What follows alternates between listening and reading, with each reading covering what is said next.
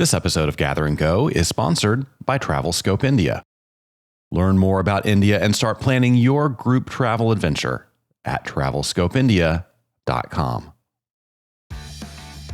All right, everybody. My guest today is a travel industry veteran who has been welcoming visitors to India for over 4 decades. Growing up immersed in institutions such as Bollywood, cricket, and politics, he became an enthusiastic student of multiple languages and the richness of Indian culture. In 1999, he founded TravelScope India, a tour company that customizes Indian travel experiences for adventurers from around the world. Mohan Narayanaswamy, welcome to the podcast. Thank you, Brian. It's a pleasure to be here with you. I am so excited. You might be the guest that gets the prize from recording from the furthest away, from the other side of the earth, more far away than anybody else we've ever talked to. You are in India right now. It's early November as we speak. What is India like in early November?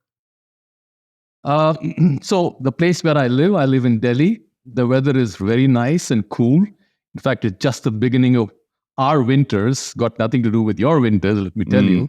But yes, this is one of the best times to be in India, particularly in the northern part of the country. Yeah, very nice. So you have been in tourism a long time. Tell us how you got started. Well, I never intended to be in tourism. I did not study to be a tourism professional. I guess travel, kind of runs in our blood as a family. I'm originally from the southern part of India, and our summer vacations were all spent traveling from Delhi all the way to the southern part of India. And these used to be a long train journeys, like 2 overnights and almost 2 days. And we used to pass by several states in India from the northern part to the southern part. So I feel that this is where my travel journey started, And these journeys used to be, fascinating and fun because we used to travel as a family. There were cousins and aunts and uncles. So, yeah, I feel that the seeds of becoming a tourism professional were sown in my early days of traveling from Delhi all the way to the southern part of India. Yeah, that's amazing. So at what point did you decide to actually work in tourism? Not until when I was 20. I mean, I just kind of finished my studies. And I was actually not in tourism. I was, working in accounting and finance. And I have an elder brother who started, in the tourism business before me. And he was very young when he started his own company, and he said, "Why don't you come and work for me and look after my accounting and finance?" I said, "All right." Yeah. So I joined him in the business, and then I transitioned from accounting and finance into an active tourism professional. Yeah. Well, it's just my opinion, but I think you made a good move from accounting and finance into tourism because, boy, is it a lot more fun than looking at spreadsheets all day, huh? Absolutely. But I must also say that my training in accounting and finance actually helps me a lot in my business today. Oh, yeah, I bet. So tell us about that business. It was 1999, and you saw an opportunity to start something of your own. So what kind of led you to take that big step? So, Brian, in the late 30s and early 90s is when, the Indian economy kind of opened up. And when I say that, what I mean is that until then, we were a very licensed, red tape economy, and then things started changing. And when the economy opened up, it brought a lot of growth opportunities. The service industries was the one which actually benefited a great deal from this growth. The Indian middle class started growing and spending money on travel. And if I tell you, TravelScope was actually created to cater to the domestic Indian travelers at that time. Wow. But then, time passed and, several travel companies saw the same opportunity and then they flooded the market with like cheap and cookie cutter type of products. So this kind of led to a rethinking strategy. And a few years later, we were approached by a kind of a large travel group from Europe who was looking to partner with a DMC in India, and that was like a turning point for us. And then we revived Travel Scope, with that opportunity. And then, and I diversified into other, regions like the United States and Australia. It's been 25 years since then.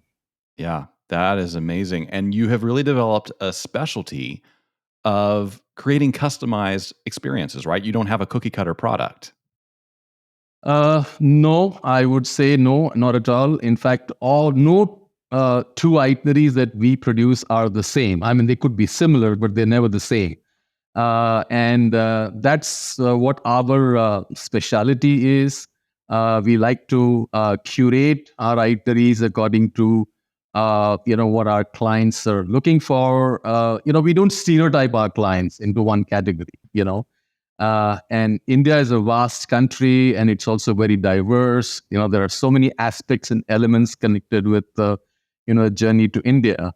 So like I said, we just don't stereotype our clients, and we create everything from scratch. We communicate with our clients, learn a little bit more from them. Ask them to share information about their interests, and then we create these itineraries for them. Yeah. Yeah. Give us a little bit more of an idea of the range of questions you're asking when you customize an itinerary. Is it mostly about how long is your trip? How much do you want to pay? Or are you asking what sorts of things are you into? Do you enjoy art, music, outdoors? How in depth are you going? So it's and that's a great question you asked me. It's a combination of several questions. Of course, the duration of the trip. Of course, the budgets as well. These are very, I would say, normal questions. But we also ask them if they have any special interest. I mean, do they like art? Do they like architecture?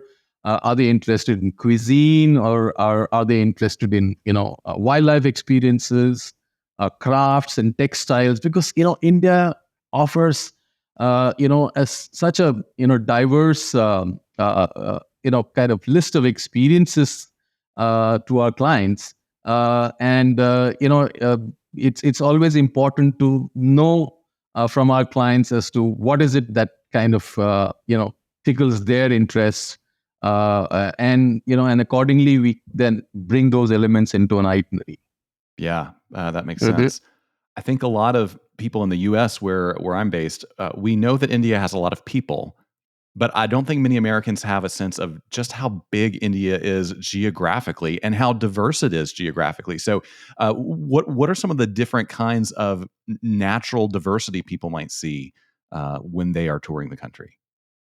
Yeah. So now, if you look at the map of India, we on the top are the high altitude Himalayan mountains, which also we border with Nepal on one side, and of course China.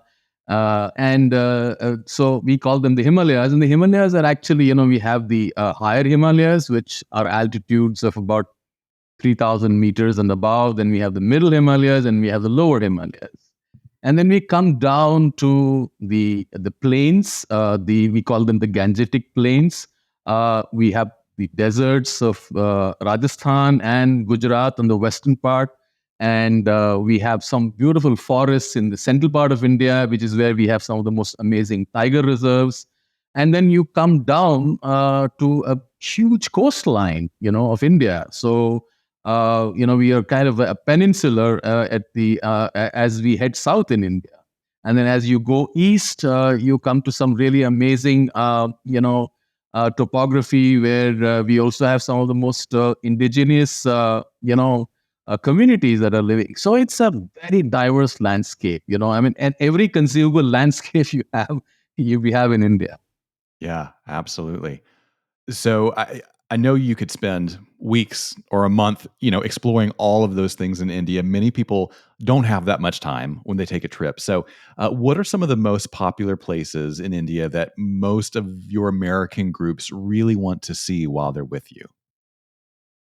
So, every traveler has, their bucket list. And so, I mean, American travelers as well, I would say, the Taj Mahal is a big ticket item for anyone who's coming to India. Sure. The Golden Triangle, which, consists of Delhi and Agra and Jaipur, and then also extends into Rajasthan, where we have several other beautiful cities like Jodhpur or Jaisalmer or Udaipur. So these are some of the most, I would say, um, um, popular destinations or destinations where the American travelers are drawn into.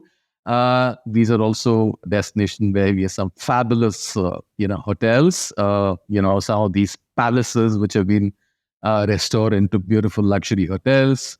And so, yeah, I mean, I think this is what draws American travelers to India. But I'd also like to add that, over the years, people are also now traveling to other destinations in India or other regions of India as they are becoming more aware. And many travelers who come to India, they think that it's a once in a lifetime destination, but then they end up coming back for more. We've had several repeat travelers coming for more. I mean, I have families and groups that come to India almost every year for the last about more than a decade. Wow, that is amazing. So some of those popular places, you mentioned Golden Triangle, for instance, are they relatively close to each other in that you could, motor coach from one to the other and kind of stay on land the whole time? Or does this require flying from place to place while you're in India? See, that's another interesting point you have, mentioned here. So, traveling in India is a combination of road travel, flights, or short duration train journeys. So, in the Golden Triangle, you are well connected with these destinations. They can be done by road, or there are also flights that you can take between two destinations. We always offer a combination of different modes of travel to make it more interesting, more efficient, and less tiring. Yeah, absolutely. So, give us a sense for how much time you suggest people allot on the ground in India to see these highlights they want to see. I'm imagining this is more than a week long trip, especially when you account for the long flight back and forth to the U.S. Definitely, definitely. It is a long flight from the US, anywhere between 14 to 16 hours of flying. And then, when you see it's like door to door, it might even be more than 24 hours at times. Yeah. I always recommend travelers to spend at least 12 to 14 days, which can be a bit too much for some travelers because they are not able to spend that much time. But I would say at least 10 days ride on ground, excluding the flights, excluding the international flights. Yeah. Yeah, that makes sense. You need at least a day sort of just to recover from the jet lag, right? Absolutely, a day to recover from jet lag. And I like to give our clients enough time to explore the cities without having to kind of rush through from one place to the other, and take their time. And also there's a lot to see in India, and also absorb, so you need time to absorb things in India. Yeah, let's talk about that. The scheduling of your trips. I know you can customize it based on what people want, but if you're making a recommendation, how busy do you plan for the days to be, and how much either flexible time or even free time do you suggest giving a group? So I would ideally like to schedule things in a way that, like I said, it's efficient, moving from one place to the other, because some of our cities, like Delhi, for example, are large cities, and there's traffic, and it takes time to go from point A to point B. So we get into the details to plan it in a way that they are not doing more than 3 sites maximum in a day, and that allows them enough time to have a break for lunch in between, and also then come back to the hotel to get a little bit of downtime. So it's not like that you're starting at 8 a.m. and you're coming back at 7 p.m. No, at Travel Scope, that's something that we are very, very particular about. And we plan things in a way that people get enough time to see the sites and include the travel in between, and then also come back and get a little bit of downtime. It's important. It's their Yes, holiday at the end of the day. that's right. Downtime can be so critical, especially I feel like when you are seeing and thinking about new things, new ideas, things that are completely foreign to you. Your brain just needs more time to absorb, to process, and to appreciate. Absolutely. And that's what happens in India because, see, whether you're sitting in a motor coach or a train or even in a plane or an airport, there's always something happening because it is a country of 1.4 billion people. So you see a lot of people and there's always something or the other happening. And it takes time to process. Absolutely. You're absolutely right. Yeah, for sure. Now, tell us about the situation. I know there are some group leaders that love to be able to drop their group off in a city center or a market or something, and say, "Meet us back here in 2 hours. Go have fun on your own." Is that something that works in India? Is the language easy to navigate, or do you kind of need more escorting than that if you're an American coming to India? I would say they would need more hand holding, Okay. even if you give them a little bit of free time. Let's say, for example, when you go to the Taj Mahal, right? I'm just kind of giving that as an example. So we narrate the story, we take pictures, and then we do leave the clients a little bit of time to just walk around it on their own a little bit to admire, to, like I said, to absorb and process it. But there's always someone who's around, and they can always come back to that spot where the guide or the tour leader is there. Yeah. But the markets are very different, so we usually conduct market walks with someone leading. And also when we have groups, I would make sure that, like, if it's a group of, let's say, 20 people, I would at least have two guides. Like, we have a tour leader and a guide, so that we break it down, and we have at least one person for a group of 8 to 10 people. Yeah, that makes a lot of sense. So Yeah. we talked about some of those really popular sites.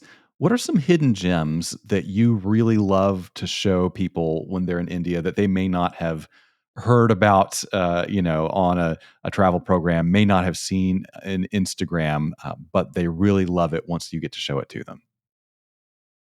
Right. Yeah. Well, I think you've now asked me the question that I would love to kind of respond to, because that's one of my specialities. When we curate an itinerary, we want our travelers to go offbeat. Mm, And when I say offbeat, some of the rural destinations, to explore the countryside, to meet the locals, interact with them, learn about their culture, their way of life, and sometimes even uh, you know, kind of walking past their, homes or hamlets. One of the places that I love, and there are like several of them, but in the interest of time, I want to talk about one place which is very ideally located between two destinations, between Jodhpur and Udaipur in Rajasthan. It's a place called Narlai. mm. Narlai is the name of the village. And this is a property which is a kind of an erstwhile a merchant home, which has been restored into a very beautiful heritage hotel. Wow. Uh, the property is right in the middle of a village, and therefore it's surrounded by the village where people live. It overlooks a very beautiful, hill with a beautiful statue of an elephant on top, and you can also hike that hill. We take people on a rural safari. We go on these 4-wheel drive jeeps, exploring the countryside, and also there is, in that habitat, there is a population of leopards which lives. So we kind of go for looking for leopards. And one of the highlights, I would say, is in the evening you go to a site which is very close to that property, which is a 12th century stepwell. And Wow.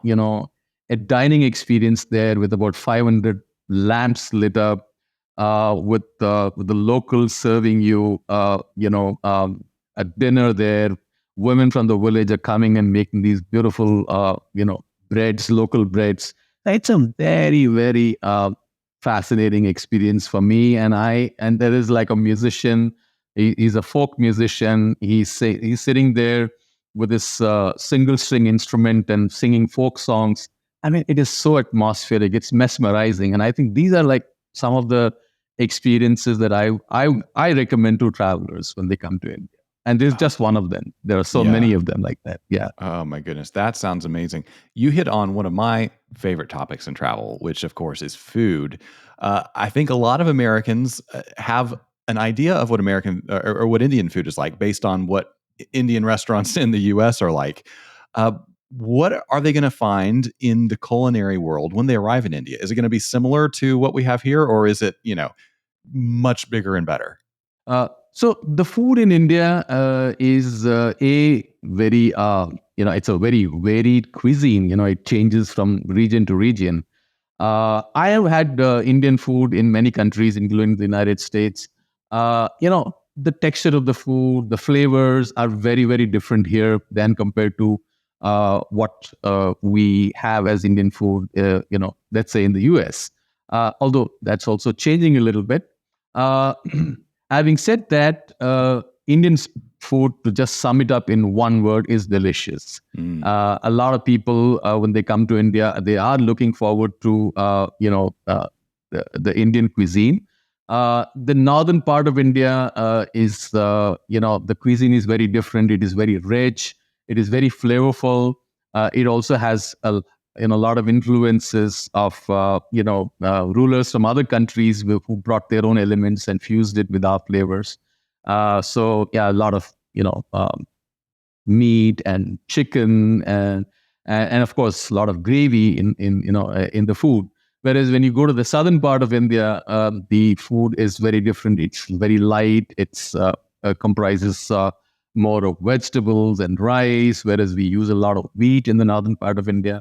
Also because we have so much of a different terrain, and rice grows abundantly in the south, whereas wheat grows a lot in the north. So Mm. the cuisine is very, very different in India. Just to kind of give you an example. Yeah. Oh, that sounds wonderful.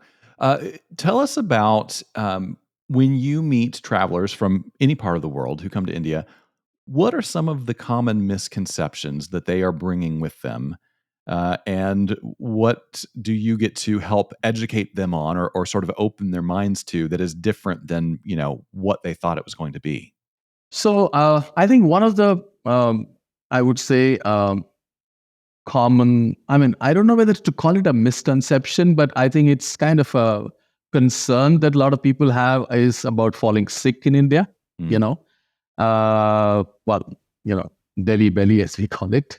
And it is a genuine concern. I mean, and I understand, and where they're coming from, because they've heard about it and they've read about it, or and then also today in the digital world you can get an overload of information.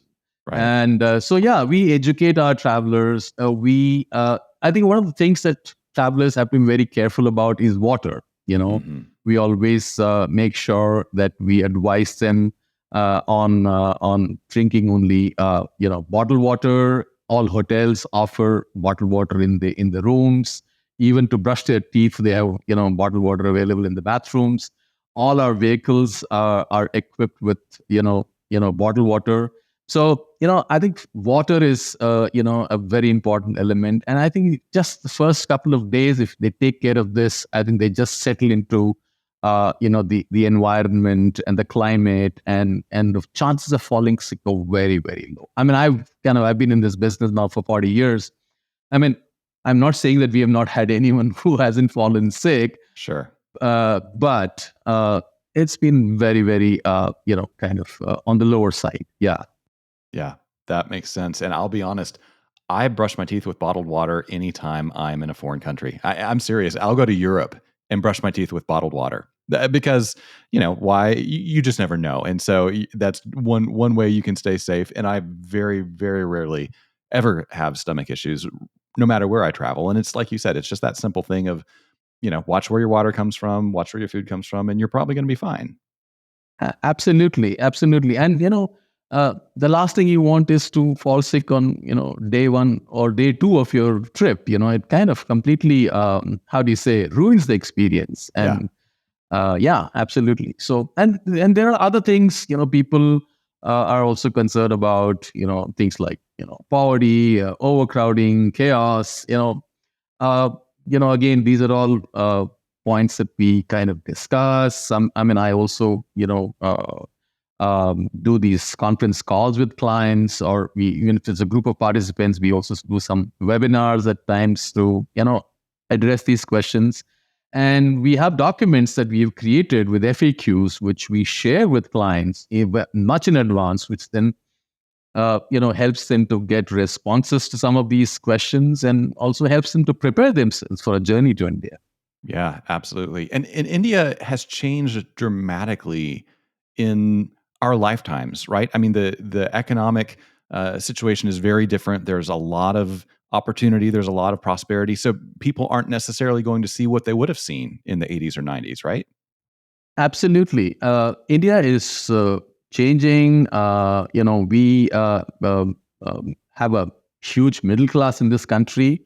Like I mentioned early on in this conversation, that late 80s, early 90s is when our economy opened up, which brought up a lot of opportunities. We're getting modernized. Our roads have got so much more better. Our airports are much more modern, world class, I would say, some of them.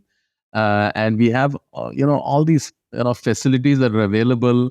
And I'd like to add one point here, and this is something that I learned from one of my guides. uh, and we were together, and we had clients who were looking at something, and it probably the client felt that it's a poor house. Mm.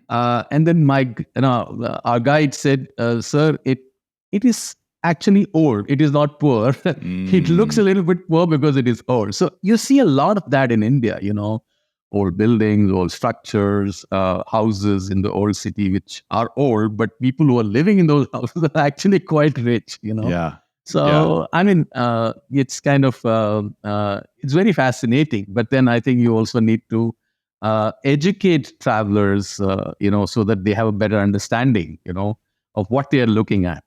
Yeah. Yeah, for sure.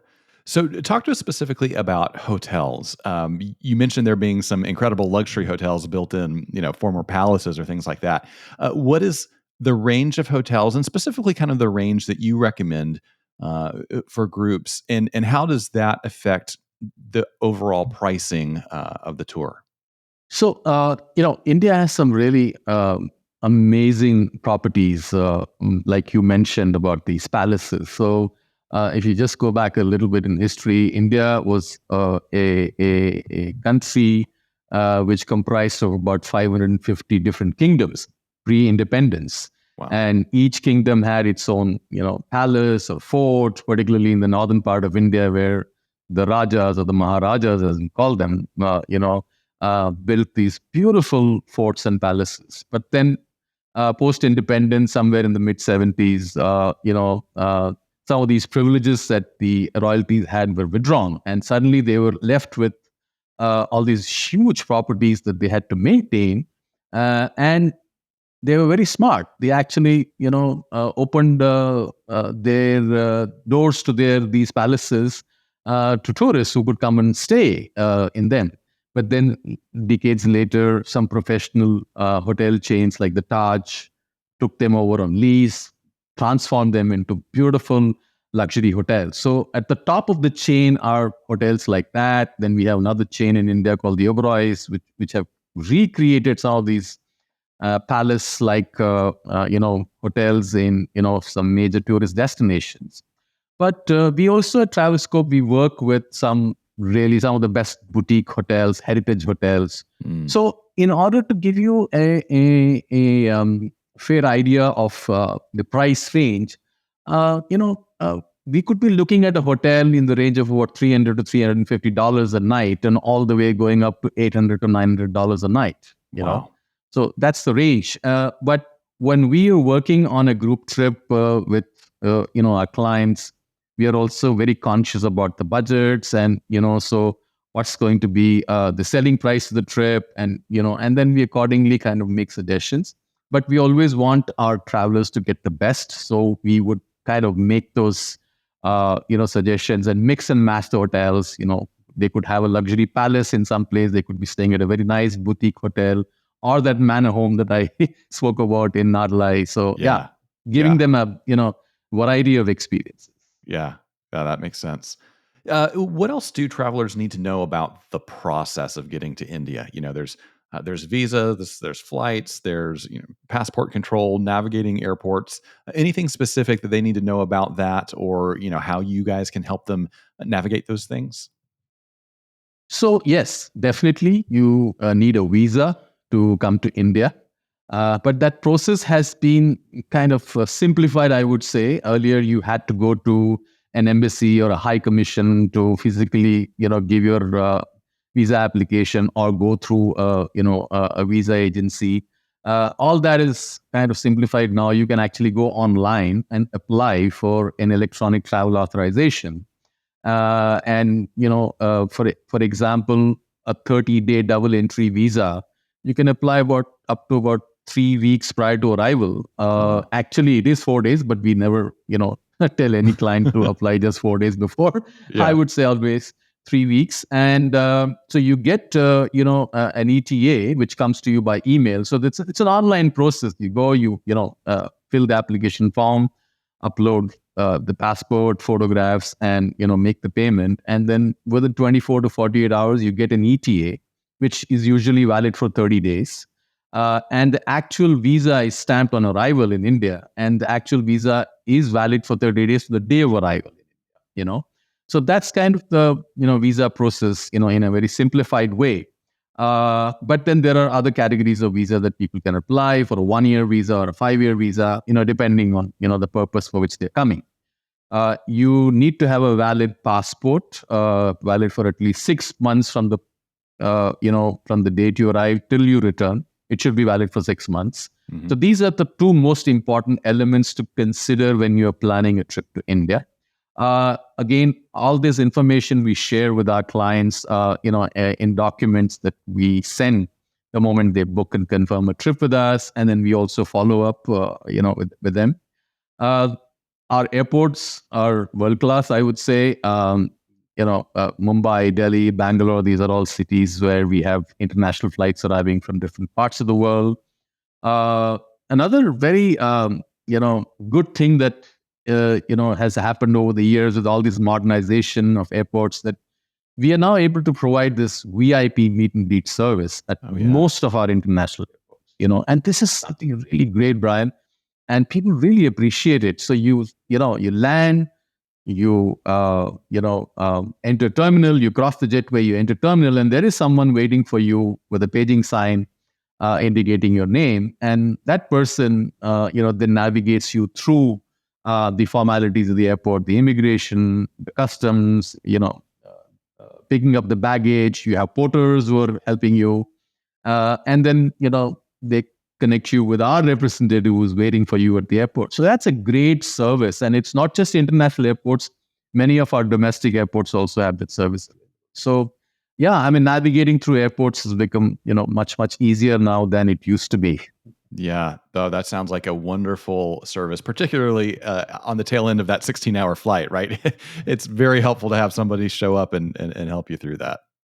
Absolutely. And, we get some great reports about, oh, what a wonderful service it was. How do you say, amazing and reassuring it was to see someone just waiting for us as we entered the terminal. So it's a great service. Absolutely. Yeah, absolutely. Well, for people that would love to know more about working with you, or maybe start putting together their own India trip, what's the best way for them to learn more about TravelScope India or get in touch with you? So we have a website. It's www.travelscopeindia.com. And they can also reach out to me directly on my direct email ID, mohan@travelscopeindia.com. So these are the two ways to reach out to us, learn about us, reach out to us. We also have a common generic email ID, which is on our website. So they can also email on that or directly to me. I'm available to all my clients directly. Yeah. Wonderful. Well, before we let you go, we have some questions we ask every guest, and these are just for fun. So you can just answer off the top of your head. When you book travel, are you going to book a window seat or an aisle seat? Oh, aisle seat, always. Just have to be able to get up and down, right? I don't like disturbing others, and it's and I like my freedom of getting up whenever I want. If I have to use the bathroom or just go and stretch myself a little bit, so I'll. Yeah, I'm with you. Same for me. What is one thing in your carry-on that you wouldn't travel without? Oh, one thing in my carry-on, of course, my chargers, my laptop, which is very essential because wherever I go, my office goes with me. Yeah. So whenever I get time, I open my laptop and I am responding to mails or messages. So yeah, both phone charger, laptop, and laptop charger. Yeah, pretty essential, no doubt. So Absolutely. if you had a free airline pass and a week with nothing else to do, where would you head next? Free airline pass with nothing else to do. Okay. I'd probably, go to Bali and enjoy myself for a week on a beach. Absolutely. That sounds incredible. I would join you if I could.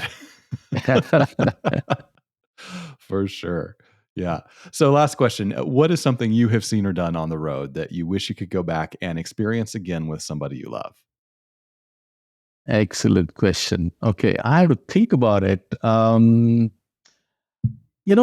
traveled extensively in the US, and given a chance, I'd like to take my family to the US and go to some of those national parks like Yosemite, for example, which is a very beautiful place to go, or to the Grand Canyon. These are some of the places that I'd love to take my family.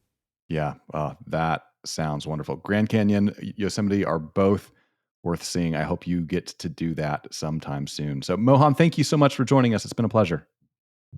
Thank you, Brian. Thank you for having me. And have a good evening. Hey, thanks so much for joining us for this interview. I want to let you know that conversations like this are just part of what you will hear if you tune into a full episode of the Gather and Go podcast. When you listen, you'll get travel news you may not hear anywhere else, along with some really helpful road tips, some smart analysis, and maybe even a hot take from me about issues that are impacting travel right now. Now, you can hear this full episode along with many others by searching for Gather and Go in your favorite podcast player, or you can click on the link right below this video or one of the videos right here to my side. Thanks for watching. We'll see you again soon.